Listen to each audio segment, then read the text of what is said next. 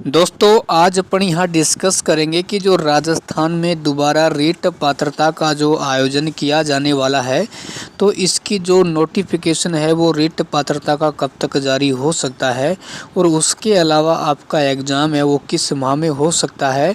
और उसके अलावा जो सबसे बड़े सवाल आते हैं कि नई थर्ड ग्रेड की भर्ती है वो कब तक आ सकती है, क्या 2024 में आएगी या नहीं आएगी।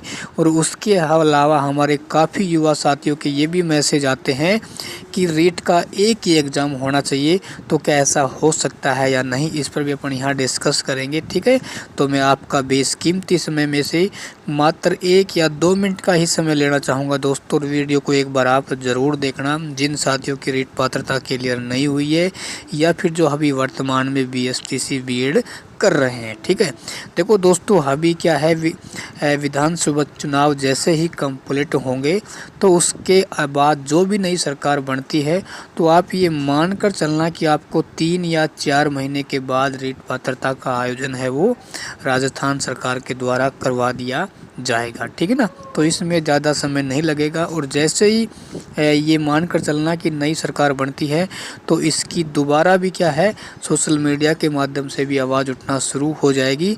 और वर्तमान जो भी सरकार होगी उसको निश्चित ही तौर से क्या है दोस्तों, रीट पात्रता परीक्षा का भी आयोजन करवाना ही पड़ेगा, क्योंकि जितनी जल्दी रीट पात्रता परीक्षा का आयोजन होगा तभी जाके आपकी नई रीट की भर्ती है वो उसका भी नोटिफिकेशन जारी हो पाएगा। ठीक है ना, तो आप कम से कम 3 या 4 महीने इसमें दोस्तों और लग सकते हैं मेरे अनुभव के आधार पर। ठीक है, अच्छा, उसके अलावा काफ़ी दोस्तों के ये भी कमेंट्स आते हैं कि रीट में जो 2 एग्ज़ाम होते हैं, प्री और मेंस, तो इसमें क्या है, रीट का एक ही एग्ज़ाम के आधार पर क्या है इसमें अध्यापकों की जो नियुक्ति है वो हो जानी चाहिए। देखो, बात आपकी बिल्कुल ठीक है, क्योंकि देखो 2 एग्ज़ाम होने से कहीं ना कहीं इस भर्ती प्रक्रिया में जो लंबा एक प्रोसेस होता है ना, तो उसमें ज़्यादा समय लगता है। यदि एक एग्ज़ाम होता है तो आप ये मान कर चलना कि उसमें 7 या 8 महीनों का समय है वो बिल्कुल सेफ बच जाता है।